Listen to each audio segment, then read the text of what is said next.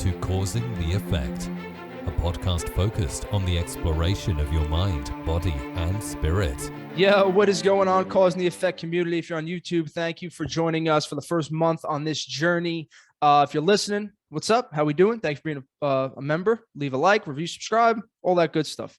For people who do not know Hector Marcel, truly one of the best individuals I've had the opportunity to speak to. You could check out our episode last year on Buddhism. Wonderful. Hector is the president of Three Jewels.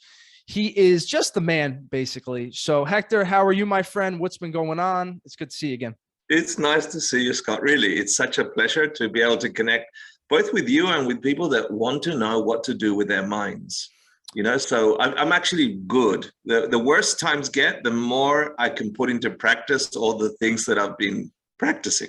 Exactly. And anybody who wants to break down on true what is Buddhism, that last episode that we did, Hector broke it down on, they used the pen example. Wonderful stuff.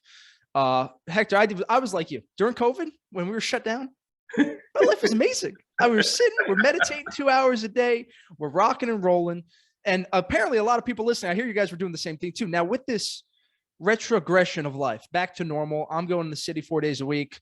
Good news is I can see Three Jewels and I can come see you, but the bad news is things changed now. And this is the email I'm getting from individuals of like, my awareness has changed. I've done the work. I'm about 3, 4, 5 years in. These are all the people, the usual, I guess, intermediate meditators. But I'm a little, stuck now in this position where I want a new job. I have these new callings and this stuff. And I'm a part of this as well. I was telling Hector this earlier. I'm sure everybody that's been listening knows this. Hector, do you deal with this? Do you see people kind of handling this? And how do you work your way through it? Because this is the dukkha I've been dealing with. Yeah, cool. I love that we talk about these things because traditionally people avoid difficult conversations. Mm-hmm. And modern Buddhists, or wake-uppers like I'd like to call them, do it too. Let's not talk about that. So there's a couple of things. I think of this as the unspoken problems that arise when you begin to be mindful and begin to investigate reality. You're gonna find garbage. Like, surprise? But we are surprised. See, like we're surprised when a celebrity dies. We go, oh my God, they died. What did you think was going to happen to them? You think they were going to live forever, but we're still shocked, right? Exactly the same in any tradition and practice. And I'm beginning to, because of COVID and because of all the changes the world is going, I'm beginning to realize that it is vital to talk about it. I'm so glad that this is a topic because the way I see it, I don't know, I used to play video games not that long ago, but ones where you end up, saving the princess or something. Zelda was my favorite thing. And you have to go through layers and rooms, right? And if you get brave enough and you find all the things and all the chests with all the extra things, you might get an extra heart, which gives you more power to level up and fight a different boss.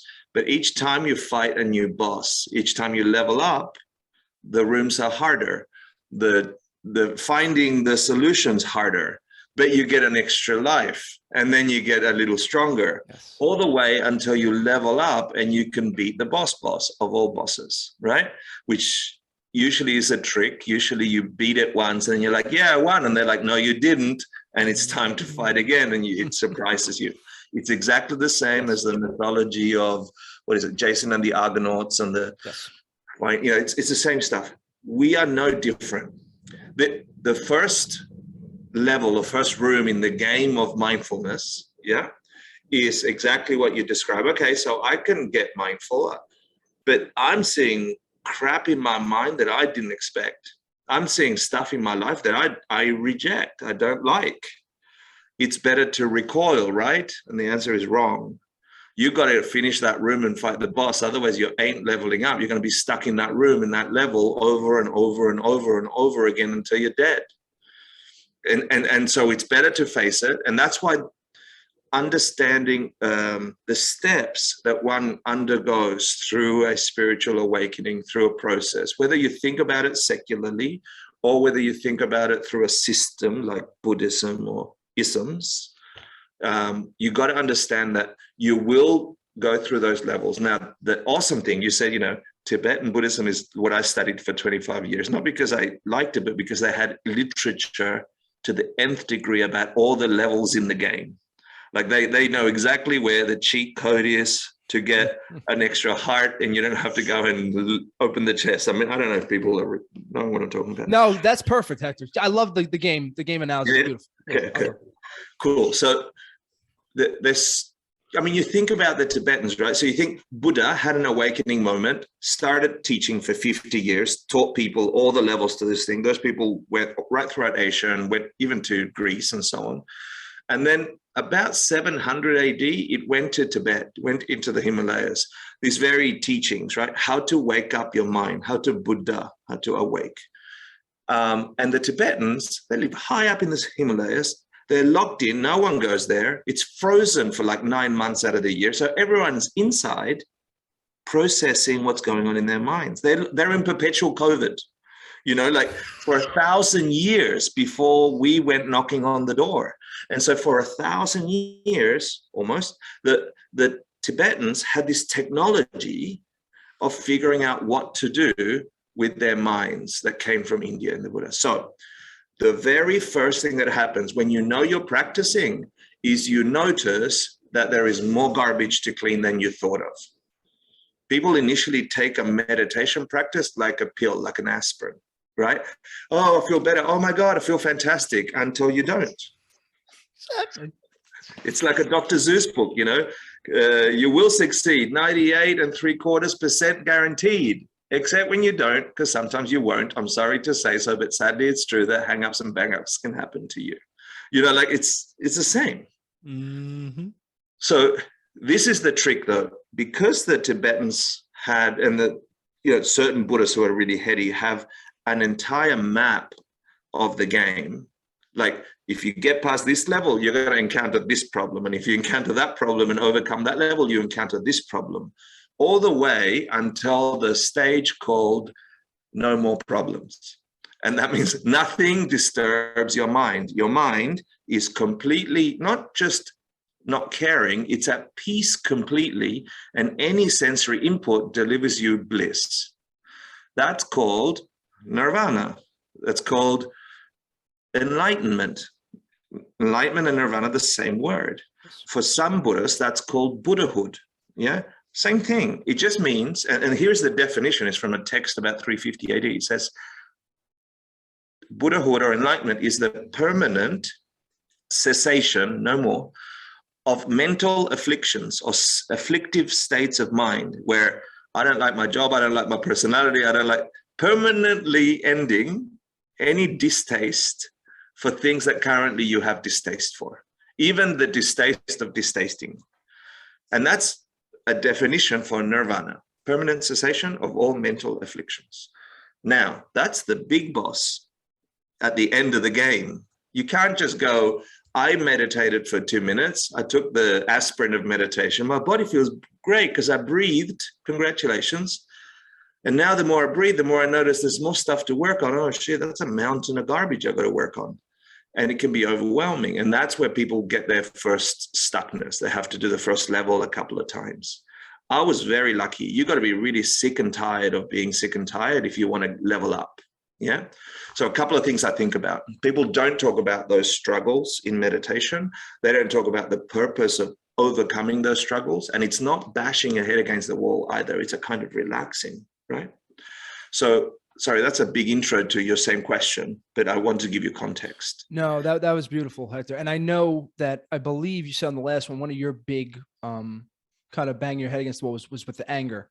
And that's something I deal with. And also just totally, and again, people have backed me up, make me feel better. Like, I can do this and be calm and be mindful and be a Buddha by myself in my room, but dealing with other people, it's like, God damn, like what the hell? So that's, But that's the thing, right? That's the test. Yes. That's the litmus test. So actually, let me jump a few boss levels. Sure. The one just before Buddhahood.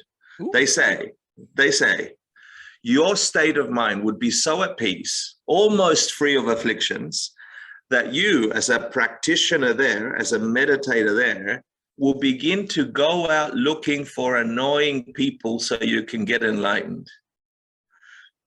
the last people you have to overcome getting annoyed. Like, do you see? Like, the annoying people will be hard to find, they say. They are like diamonds in a mountain of glass. I can't remember the quote, but imagine that, right? Imagine, like, right now, you're like, as soon as I leave my room, I find them. I'm gonna blow up Hector. That's the truth. My boss, I'm gonna blow up on him. And it's like, I thought it was a Buddha, right? I thought this was easy. I can't handle any of this. And then through this, you see your own issues. You see your lack of empathy. You see your judging. You see your anger come up. And like, I'm like, shit, I wish I just didn't even get into this at this point. Yeah. This is deep stuff. That you are way more. The grips that cause you personal pain have begun to let go. And you can now see how much there is to let go. But if you hadn't begun the journey, you will forever be stuck in reaction. And so we move really from people that are doing and identifying with, I'm angry now, or I'm happy now, or I got this now, I didn't get that. Meditation helps us move from that to the observer of that. Oh, look at this dude here, Scott, getting all angry about this person. It's different from Scott being angry, you see. Mm-hmm. Look at Scott getting angry right now. That's interesting. That must have had a cause which created this effect. That's called karma, right? That's called the movement of that Scott, not you, Scott, that guy over there that you're watching, right? He's like, oh, check him out. He just got angry at the boss or got angry at the friend or whatever. Poor bastard. A bit of empathy, compassion. Something must have caused that within Scott for Scott to be angry, because it didn't come from the guy outside. Remember the pen example, right? Mm-hmm. It couldn't come from the circumstances. If you don't know that wisdom, you could be trying to change the circumstances forever, and you won't ever get free, ever, ever, ever, ever, ever, ever, ever, unless you actually work with the mental structures that would have you fight with someone outside. Yeah, because they are the cause of this effect. No, the mental reaction of a Scott out there, the one I'm watching, poor bastard, he got angry because someone said words. Words make people angry. That's interesting. So everyone should be angry because everyone's hearing words. Oh, it's a particular word. They said, Scott, you're stupid.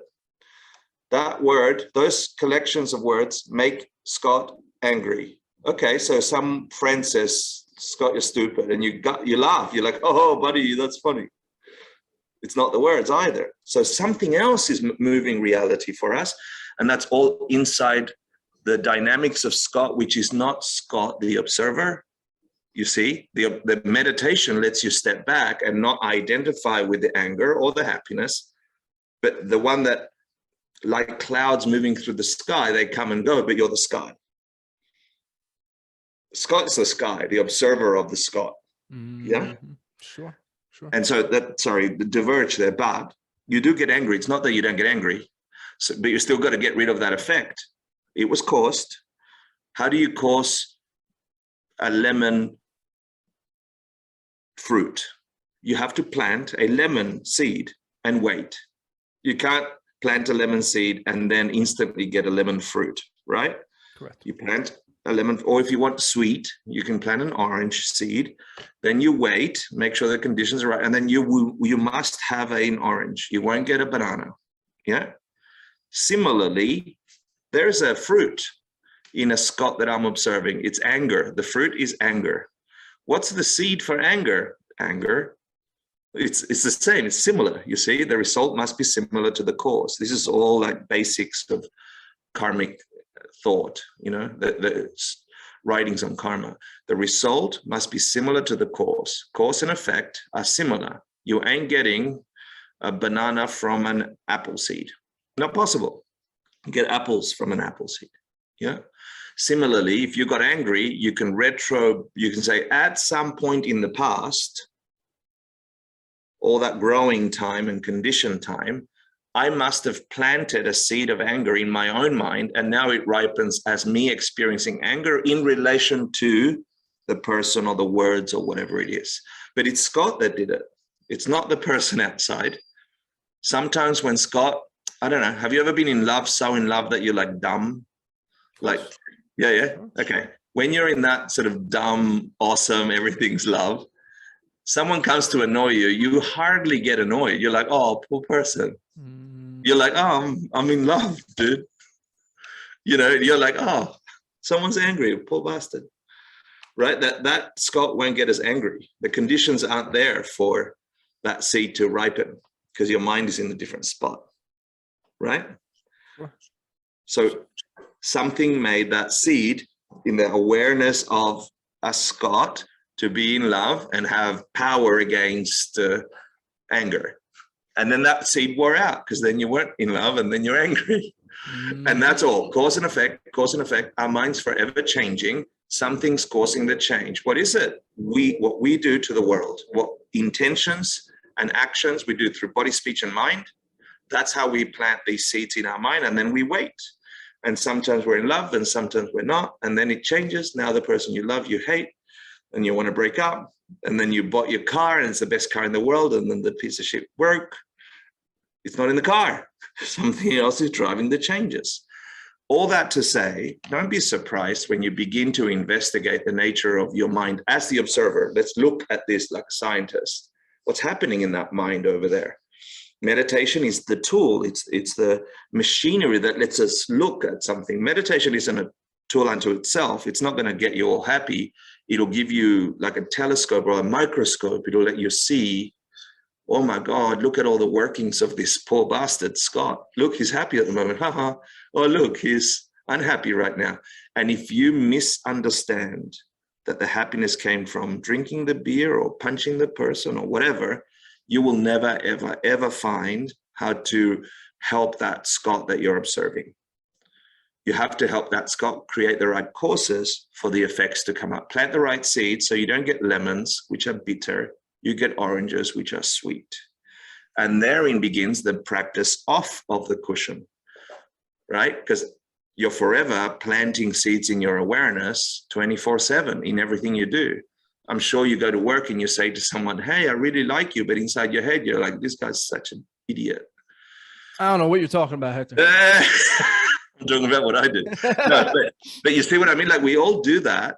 And here is the clincher of that. That incongruency, who knows about it? Scott. No one else. The guy may not even know that you're being fake.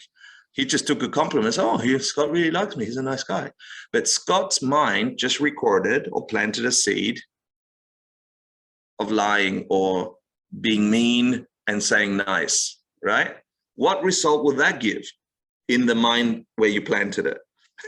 Same. Yeah, it's the same thing. Right? Someone will come up to you a year later and say, Scott, I'm so happy you have hair. Mine's fallen off. Your hair looks awesome. Yeah. And you might go, he doesn't mean it. Now, it didn't come from me, you see. It came from the seed ripening upon a basis. Do you see that?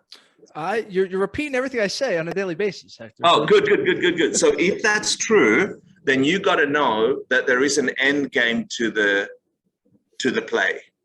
Don't get stuck in level 1 because you just saw some suffering that you hadn't expected. There's more to come.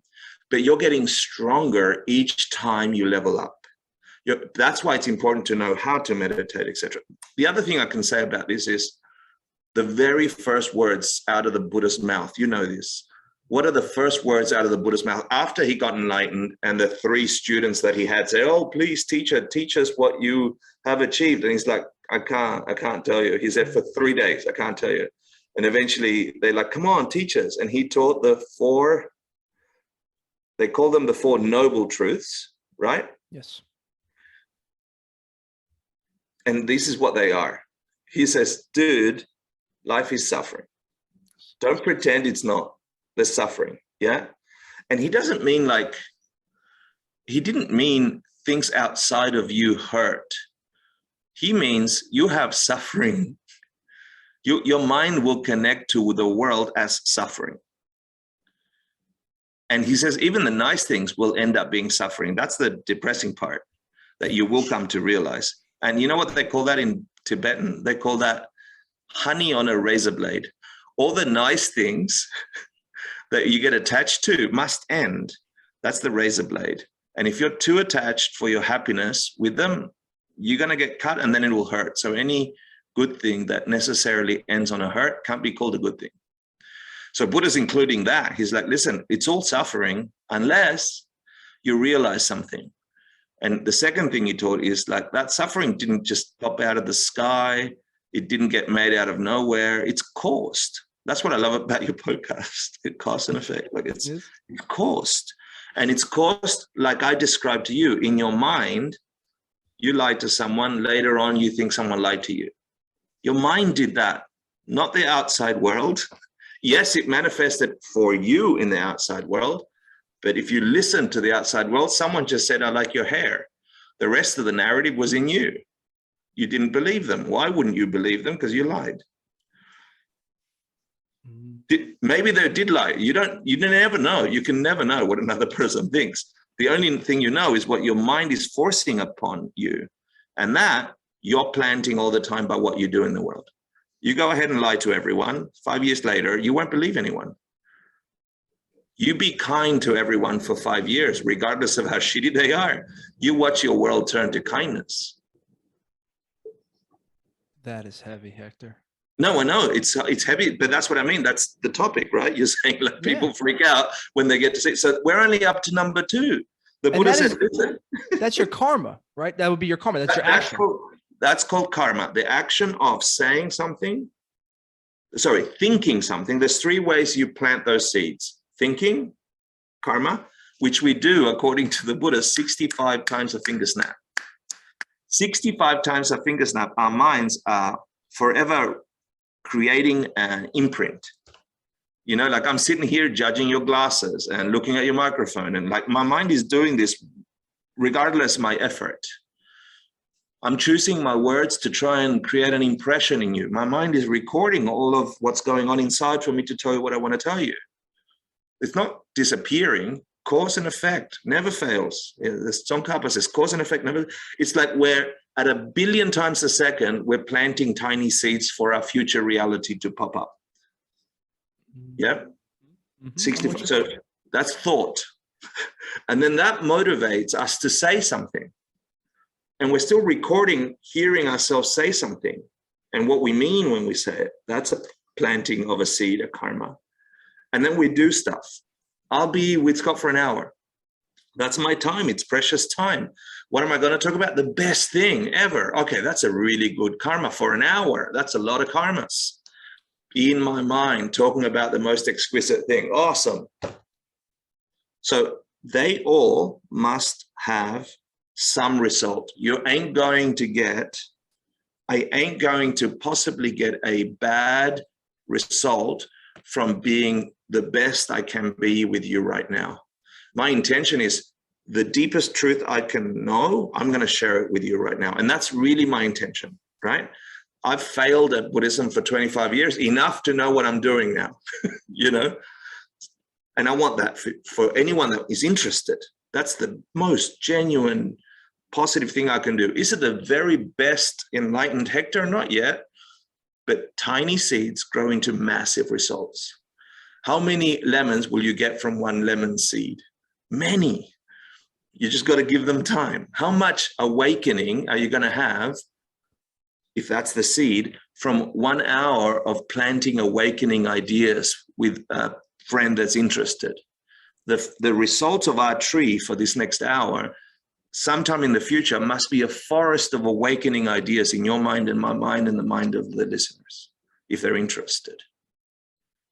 Do you see? Like all of a sudden, I have purpose in our dialogue. And this is why I love podcasting, because I'm planting all these beautiful seeds in my mind. It's you're not doing it to get rich. You're not doing, like, I don't think that that's what you're doing. And even if you weren't, not that there's anything wrong with that, if you're genuinely wanting people to Buddha, to wake up from whatever's holding them back. Yeah. That's so every thought you have throughout the day is a seed, whether another person knows it or not. That is your seed. Yeah, you're recording, like there's a camera recording everything that's going on in your head right now, right? Or no? Mm-hmm. Yeah. That's the seed planting machine. That awareness that we're trying to get to through meditation, why we're trying to get there? So we can control the bastard, because at the moment it's uncontrolled. It's planting all sorts of garbage. We want to go to that awareness and stop doing shitty planting. What's the shitty planting? Getting angry, getting jealous, all the negative afflictive emotions, because they're going to give you a result equal to that. And this to me has been the big aha moment where I realized that every organized religion has a set of ethics and codes. And I used to think it's just garbage. It's just someone telling you rules to control you. Understanding Buddhism, I realized, hold on, if I'm a bastard to you on purpose right now, let's say I'm jealous because you have hair. No, don't. Let's say that, okay? Let's go there. I have jealousy arise, and I'll say some sly comment to try and get rid of my frustration. Or even if I say nothing, I think it. I think, oh, I wish I had the hair. Why doesn't his hair fall off? Blah, blah, blah, blah, blah. Yeah. Those things are being recorded in my mind. You don't get them. I get them. Yeah. I get the results of them. Because, first of all, let's think of how stupid the logic of that is, right? What does Hector want? Hair. There's someone with hair.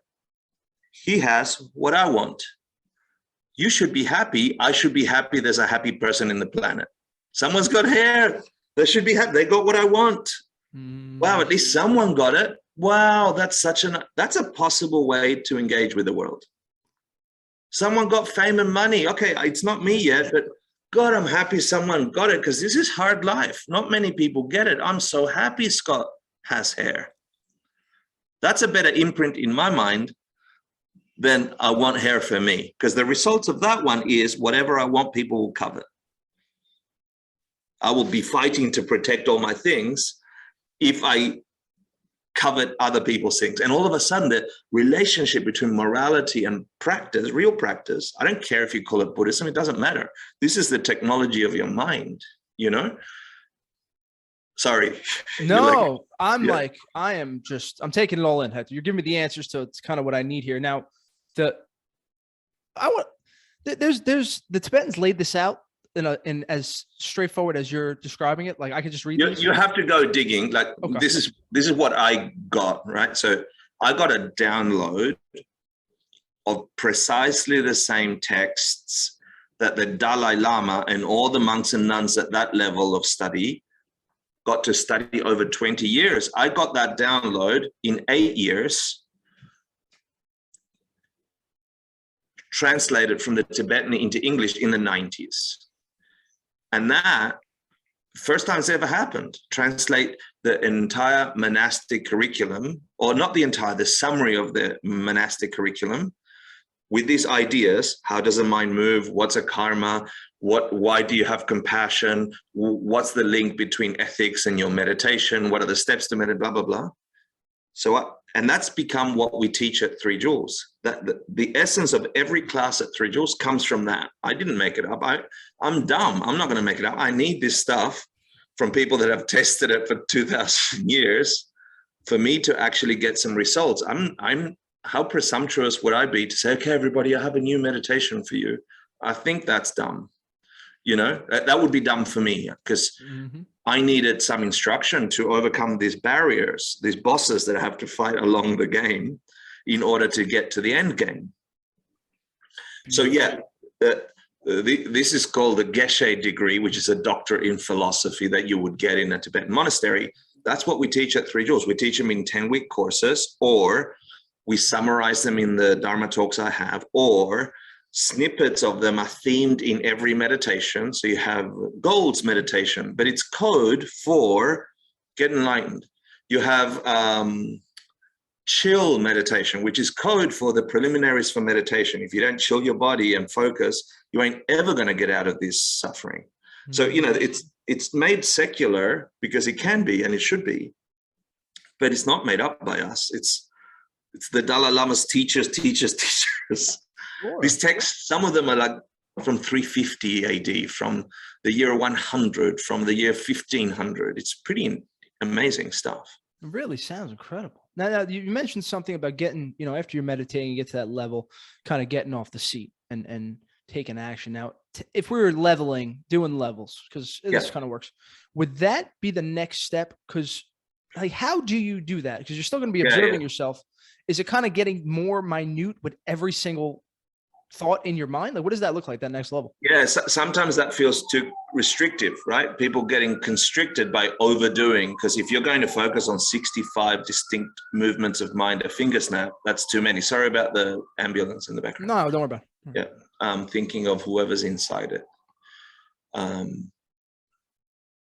So yeah, some people get stuck in, oh, I have to overthink it. You don't. In the Western philosophical viewpoint, we have conscious thought and subconscious thought. We can maybe hold conscious awareness of what the next minute of the conversation or a few seconds of the conversation is. The rest of it is subconscious and still patterned, like it's still a pattern in there, and it's still planting seeds, but they're like deep-rooted assumptions about the world, models of the world, which isn't the world, right? You will get to work on those in meditation first. So here's how it works. First of all, you need to learn how to meditate properly. And what that means is you could sit your ass down, stop moving your body, restrict your mind from being distracted at all. Like train your mind to just return to whatever your object of meditation is until you get what's called single-pointed awareness or stream of awareness, which means you can hold your attention on whatever the hell you choose.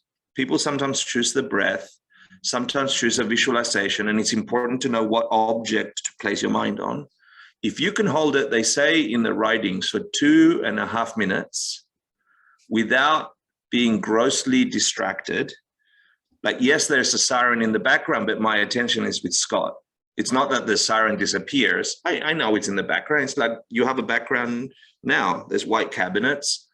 That doesn't disappear because I'm talking to Scott, but my attention is on Scott's eyes. You see? Similarly, if you choose to bring your attention to the breath, let's say, and then a sound happens in the room, does your mind jump to the sound, begin to think, what is the sound? Oh, it's the fridge. Oh, I wonder if I left the fridge open and inside the fridge there's a can, and that can, I left it open last night. And then a minute later, you're like, oh my goodness, I'm not even on the breath anymore. I'm at the supermarket buying the can, right? Which is what naturally will happen when you start to meditate. Meditation is nothing more than once you are so far away from the object you've chosen that you spontaneously have a moment of awakening going, shit, I'm in the supermarket, I should be on my breath. That moment is vital. That is meditation. You wake up a little, you're like, I woke up, I'm supposed to be on the breath, I'm in the supermarket. And what you do then is vital. If you say, oh, I'm a crap, I can't meditate, I got so distracted, guess what seeds you're planting?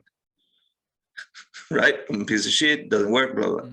If you go, oh my goodness, my mind had a moment of awakening. Now let me trace back my steps to the breath. I was in the supermarket, I drove there. Why did I drive there? Oh, because I saw the can in the fridge. Why did I go in the fridge? Oh, because I remembered if I left something open. Why did I remember that? Because I heard the noise of the fridge. And just before that, I was on the breath. And you just did a big muscle lifting exercise at the gym. You did a big workout in the mental gym of tracing back your distraction and returning to training your mind on lifting meditation, on the breath, right?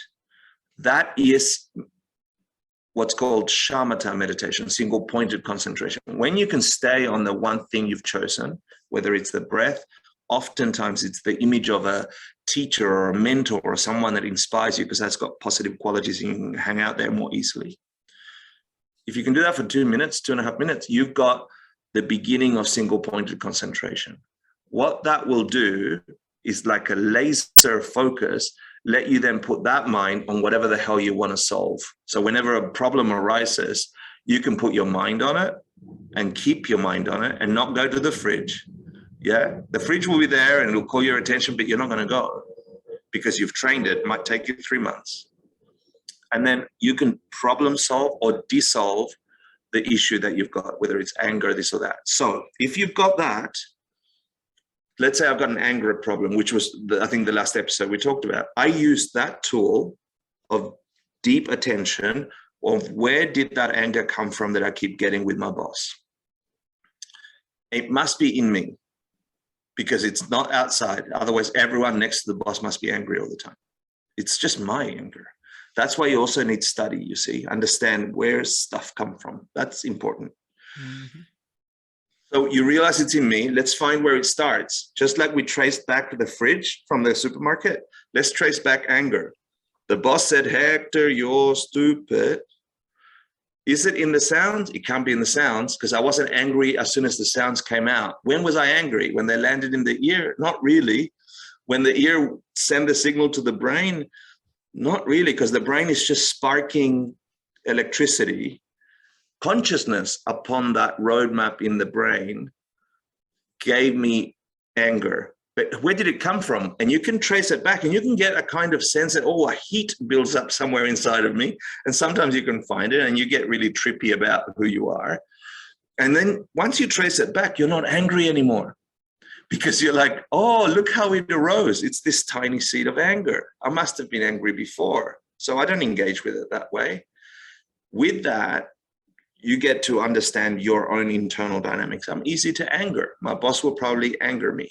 Step one. Step two is, now, when am I likely to get anger? When I see the boss again. When am I seeing the boss again? This afternoon.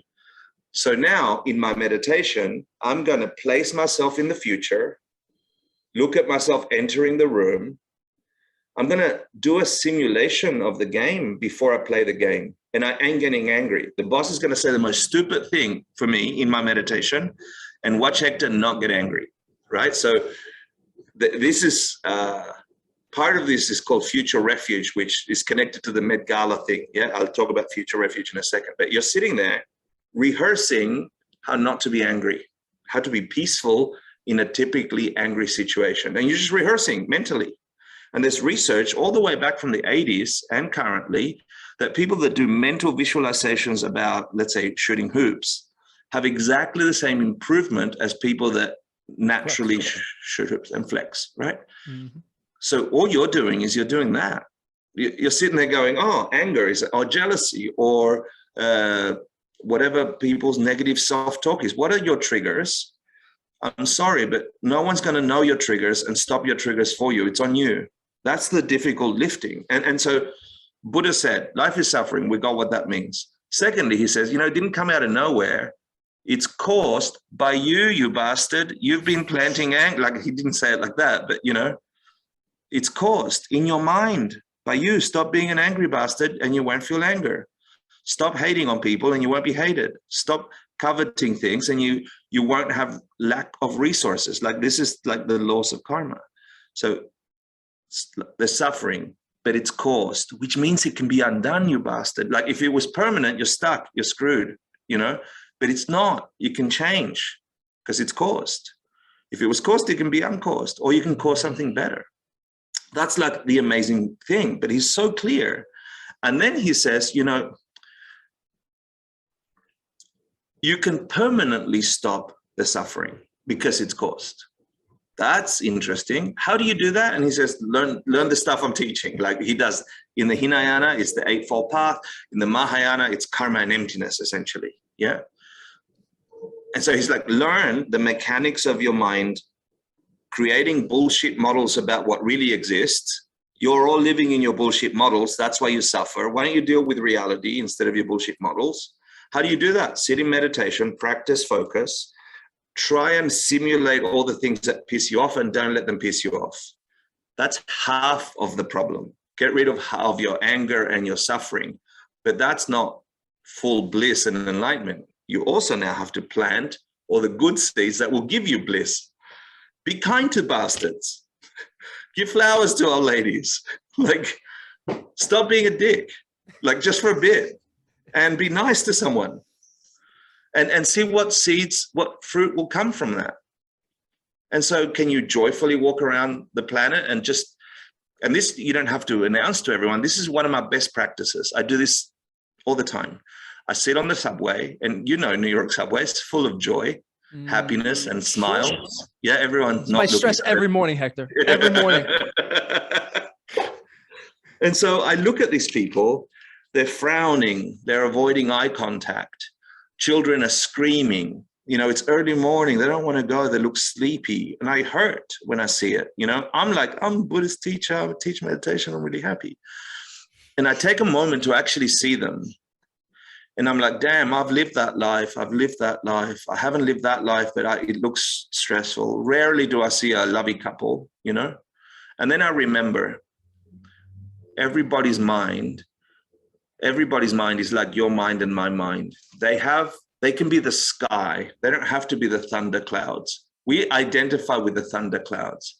Everyone in this room has the potential to have removed completely all their afflicted states of mind, completely. And then I want that for them. Like I sit there emotionally charged, wishing that the mother didn't have to yell at the kid, but she did because she's got a bunch of stressors. And so what used to be annoying has become kind of a love and compassion for this lady and for the kid and for the businessman, you know, the poor businessman who thinks he has to provide and he's selling his life for cash. And I sit there and I think, you're potentially a Buddha. You can get free of suffering because it's caused. It can permanently stop for you. And that means there's a blissful state in every one of those people there. And I don't see them the same anymore. But you're going to have to do a ton of work, and I hope you do the work. And then I imagine, like I do my own imagination where the best knowledge I have may land on them through my imagination. May the dude that's stressed looking at the phone see a picture that makes him smile, or the lady that's yelling at the kid suddenly realize, but I love my kid. And I just fantasize about everyone reaching their biggest potential in this shitty subway. Man. Now, am I helping them? Not really.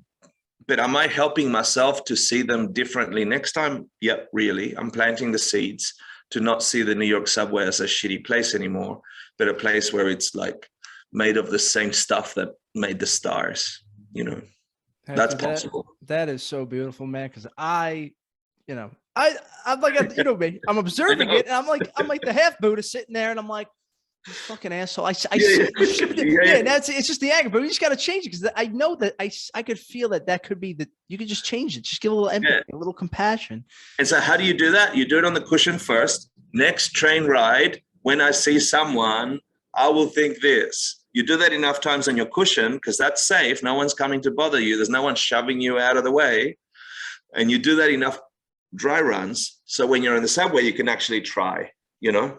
And then it becomes uncontrived. So that's how you take it off the cushion. Eventually, you're walking around Manhattan. It doesn't matter what's going on. It doesn't matter that people are in the middle of a third world war freak out. It really doesn't matter. Everyone was going to die anyway. Before they die, I'm going to be kind. Before they die, I'm going to wish the best. Before they die, I'm going to change my mind. Before I die, I'm going to change my mind. And you're saying the tool to do this with the meditation is this single point meditation, and we just have to practice that. Basically, when we skip our step and we have to bring it back, the reason why we're tracing it back is so you can trace back those negative emotions and really understand how to kind of. Yeah, you're also training intelligence, you see. Yeah. Step back, step forward, step back, step forward, and you're just running. Oh, that's how I got distracted. Oh, look at my mind. It's so sharp and clever. And then you're not sitting there going, oh, I'm a bad meditator. No, you're going, I'm a great meditator. My mind woke up, because it's that seed you want to plant in relation to meditation. You don't want to plant shitty seeds about your practice. It's very awesome. Like, it's very awesome. It really, dude, you just got me shaking a little bit over here. It's so cool. What was that other thing you mentioned? The refuge relating to Result refuge. Actually, at Three Jewels, we were thinking there are so many ways that people think when you say have a spiritual practice or have a meaningful mindfulness practice. A bunch of images pop up into people's minds. What is a spiritual practice? All of a sudden, I have a monk in a cave in my head. Is that a spiritual practice? Or a priest doing chants? Or, is that a spiritual practice? And Buddhists say, no, it's not. That's not the only way. That's one way of practicing. Because what is it that you're practicing? Everything we just talked about. Change your mindset, and only then will your world and life change. If you do not change your mindset, you will see the same shit over and over and over, even if the shit changes, because your mindset dictates what you see and experience. You could change, take a different train. You could change, get on the bus. But Scott's mind if it hasn't changed, will begin to share those narratives in the bus now instead of the subway. Now, you change Scott's mind, you can put him in a car, in the subway, or walk, and his mind will change everything. That's the point, right? That's why meditation is important. So if that's the game, changing our minds, right? So the world can change for us, for real. Yeah. Like you will really see nice people in the subway, and that's all your experience will be. Then what's the fastest way to get there? And there's this thing called result refuge, right? What does a practice look like? It looks like all of these things we talked about. Do you have to dress like a monk to be no, you don't. Do you have to be ascetic and not talk to anyone, go and retreat? No, but it's a practice, you know? And so there's this thing called result refuge where you sort of cut to the chase and you go, what would Scott be if he already had no mental afflictions? Like, what would I call myself? I wouldn't even call myself Scott, because Scott's got anger, Scott got this. I would have another name. I would see my shape with love. And I wouldn't see a dying body. I would see like a special body or something. And so you imagine what an enlightened Scott looks like, feels like, thinks like, experiences the world like, and you can go to town. Like, there's no limit. What's bliss feel like all the time about everything through every sense? What is that Scott that is constantly experiencing the wisdom and the bliss of everything? So you imagine that being, which is somewhere in the future, right? Like if you do your practices enough, you must eventually get there. And this is where you got to know some Buddhist stuff. If time has no beginning and no end, Buddhists believe that, right? You have infinite amount of time to reach that Scott, right? If time is also a construct, right? That Scott already exists. The enlightened Scott exists somewhere in the future, and the bastard's just waiting for this Scott to catch up. He's just sitting there because he's outside of time and space, blissing out and knowing every step you took to get to him. And he's just waiting in bliss, enjoying that you're leveling up each step of the game. And he's in love with you in a way that nobody's ever loved you, because he's seen the work. So this thing called result rate, you imagine your future enlightened self waiting for you. And in meditation, you sit there and you invite them to come hang out. And you just ask them, hey, today, what should I work on to get to you faster? And then you just shut up. You just sit there quietly, but you got to have attention, sit and wait. And if not, then you say, hey, dude, just show me some signs along the subway today. And then your mind will be actively watching for what the future refuge Scott is showing you. And then you'll see someone crying and you're like, I wonder if that's the message. And all of a sudden you're not reacting to the cry, but you get it's a message from your future enlightened self. That is a much stronger and faster practice if you've got all the bases, you know, than forcing yourself up a level each time. You're sort of jumping levels. And so this thing, the Medgar Gala thing that I invited you, that I'm excited for, it's really a secret result refuge party. It's like everyone that's a meditator, that's in the wellness community, that's a yoga practitioner, or a brand or a company that really believes that preventative mental health is important. Posting, we're inviting all the clans of wellness to gather together and just for one night, 4 hours, hang out as your future self. Dress up as your future self. Treat each other as your future self. Listen to this music. We've got like a DJ that plays at Gucci and Yves Saint Laurent. We got a performance, like really cool Brooklyn performers